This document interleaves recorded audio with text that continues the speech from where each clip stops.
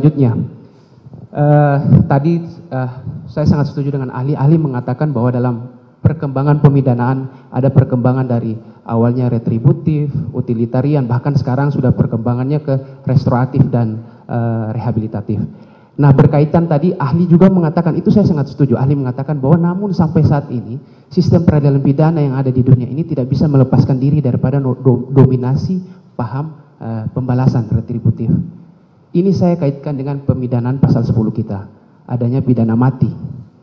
Pendapat ahli, masih relevan atau setujukah dengan pidana mati terkait pasal 340?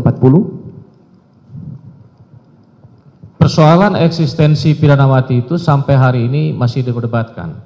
Bahkan pada waktu kita merumuskan KUHP kita yang akan berlaku 3 tahun kemudian itu nanti, salah satu isu krusialnya terkait dengan pidana mati itu, pidana mati.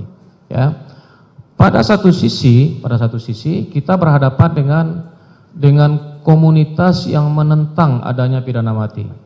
KUHP kita yang berlaku hari ini, yang sudah diberlakukan di Nusantara sejak 1 Januari 1918 adalah merupakan kopian belaka dari Wetboek van Strafrecht di Belanda.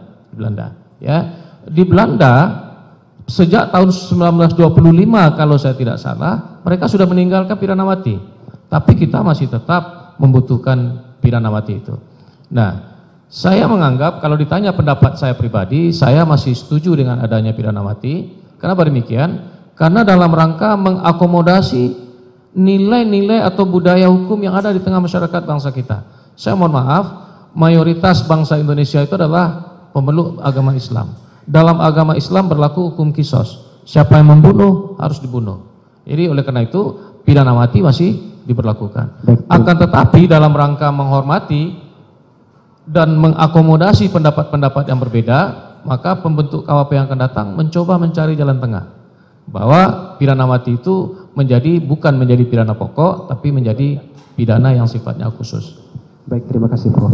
Selanjutnya, satu pertanyaan lagi ya, waktu siap. saudara sudah habis. Siap. Tadi Prof menjelaskan perihal ada hal-hal yang dapat meringankan dan memberatkan pemidanaan terhadap seorang pelaku dalam hal ini terdakwa.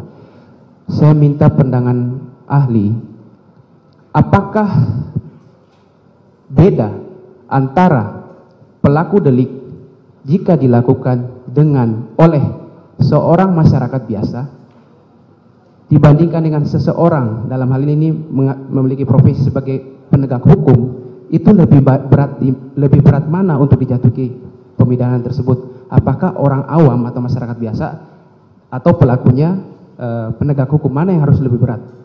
Saya kira itu akan menjadi bahagian yang seyogianya dipertimbangkan oleh hakim, ya, karena di dalam hukum penitensier tentang pemidanaan kita mengenal sebuah ajaran yang disebut dengan teori atau individualisasi pidana, bahwa pidana itu dijatuhkan kepada seseorang sesuai dengan kemampuan orang itu.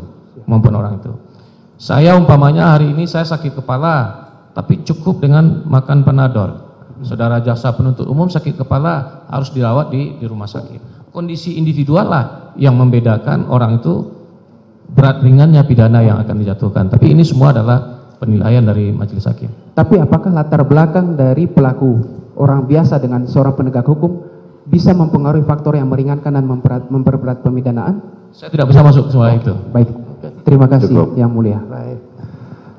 Baik, terima kasih. Jangan lupa like, subscribe, dan share ya.